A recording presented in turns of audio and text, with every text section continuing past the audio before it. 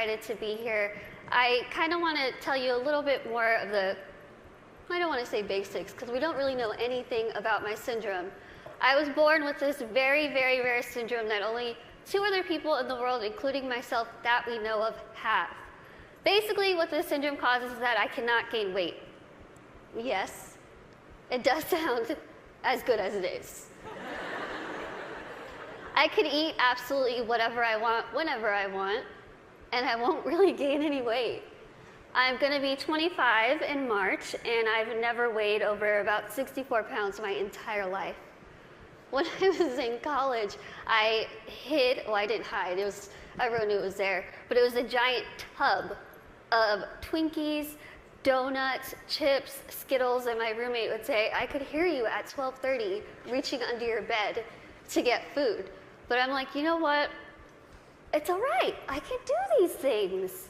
Because there are benefits to this syndrome. There are benefits to not being able to gain weight. There are benefits to being visually impaired. There are benefits to being kind of really small. A lot of people think, Lizzie, how in the world are you saying there's benefits when you can only see out of one eye? Let me tell you what the benefits are, because they're great. I wear contacts. Half off contacts. When I wear my reading glasses, half off prescription. If somebody is annoying me, being rude, stand on my right side. It's like you're not even there. I don't even know you're standing there. Right now, if I stand like this, I have no clue that there's this whole side of the room. Also, being small, I am very willing to volunteer myself to go to Weight Watchers, go to some gym and say, hi, I'm Lizzie. I will be your poster child. Put my face on whatever you need and I will say, hi, I use this program. Look how well it worked. Even though there are really amazing things that have come from this syndrome, there are also things that have been very, very difficult, as you can imagine. Growing up, I was raised 150% normally. When I was my parents' first child, and when I was born, the doctors told my mom, your daughter has no amniotic fluid around her at all. So when I was born, it was a miracle that I came out screaming. The doctors told my parents, we just want to warn you, expect your daughter to never be able to talk, walk, crawl, think, or do anything by herself. Now, as first-time parents, you could think that my parents would say, oh no, why? Why are we getting our first child to have all these unknown problems? That's not what they did. The first thing they told the doctor was, we want to see her, and we are going to take her home and love her and raise her to the best of our abilities. And that's what they did. I credit pretty much everything that I've done in my life to my parents. My dad is here with me today, and my mom is at home watching. Hi, Mom. She's recovering from a surgery, and she has been the glue that's held our family together and giving me the strength to see that she's going through so much, but she has this fighting spirit that she's instilled in me, that I have so proudly been able to stand in front of people and say, you know what, I've had a really difficult life, but that's okay. That's okay. Things have been scary, things have been tough. One of the biggest things that I had to deal with growing up was something that I'm pretty sure every single one of us in this room has dealt with before.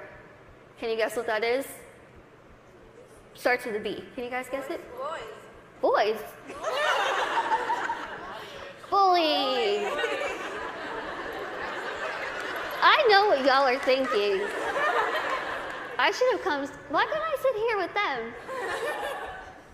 I had to deal with bullying a lot, but as I said, I was raised very normally. So when I started kindergarten, I had absolutely no idea that I looked different. No clue. I couldn't see that I looked different from other kids. I think of it kind of as a big slap of reality for a 5-year-old because I went into school first day decked out in Pocahontas gear. I was ready. I went in with my backpack that looked like a turtle shell because it was bigger than me, and I walked up to a little girl, I smiled at her. She looked up at me like I was a monster, like I was the scariest thing she'd ever seen in her life. My first reaction was, she is really rude. I am a fun kid and she's the one missing out, so I'll just go over here and play with blocks or boys. I thought the day was going to get better, and unfortunately it didn't. The day kind of got worse and worse, and a lot of people just wanted to have absolutely nothing to do with me, and I couldn't understand why. Why? What did I do? I didn't do anything to them. In my mind, I was still a really cool kid. So I had to go home and ask my parents, what's wrong with me? What did I do? Why don't they like me? And they sat me down and they said, Lizzie, the only thing that's different about you is that you're smaller than the other kids. You have this syndrome, but it's not going to define who you are. They said, go to school, pick your head up, smile, continue to be yourself, and people will see that you're just like them. And so that's what I did.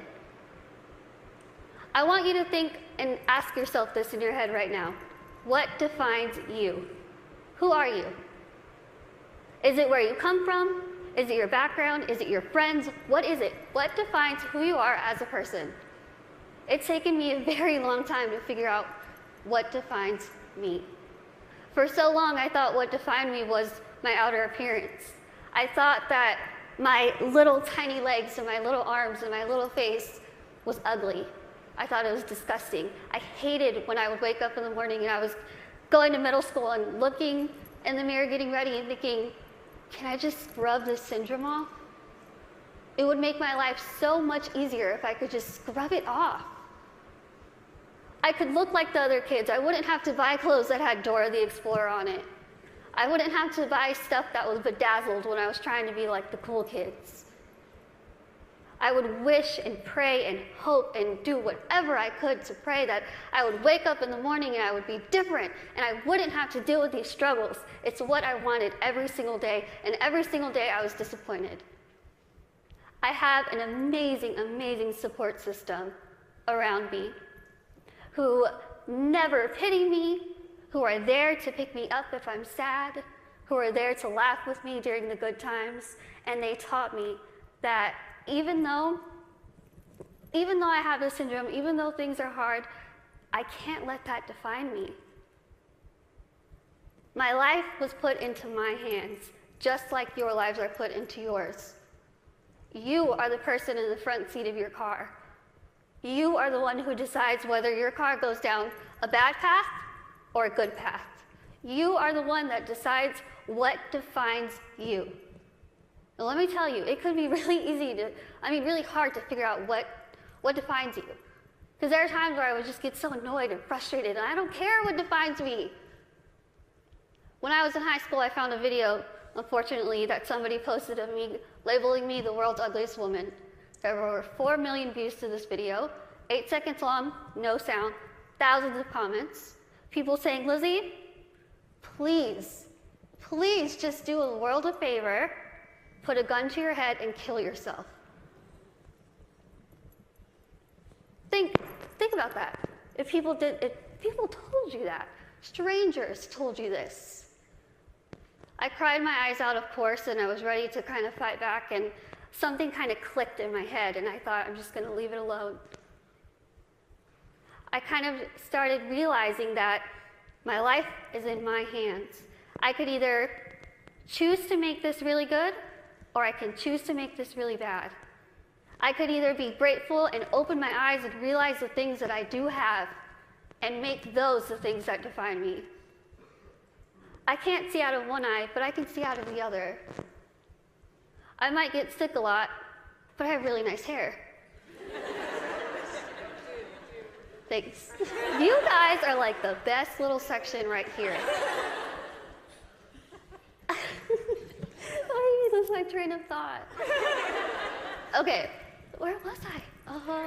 Hair. Okay, thank you.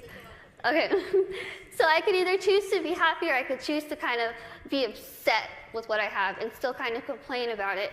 But then I started realizing, am I gonna let the people who called me a monster define me?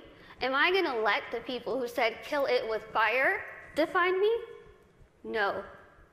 I'm gonna let my goals and my success and my accomplishments be the things that define me, not my outer appearance, not the fact that I'm visually impaired, not the fact that I have this syndrome that nobody knows what it is. So I told myself I'm going to work my butt off and do whatever I could to make myself better, because in my mind, the best way that I could get back at all those people who made fun of me, who teased me, who called me ugly, who called me a monster, was to make myself better and to show them, you know what? Tell me those negative things, I'm going to turn them around and I'm going to use them as a ladder to climb up to my goals.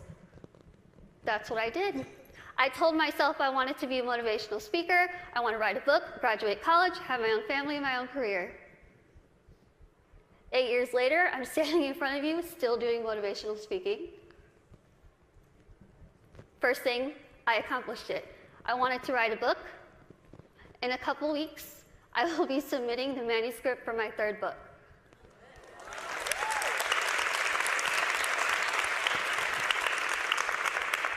I wanted to graduate college, and I just finished college.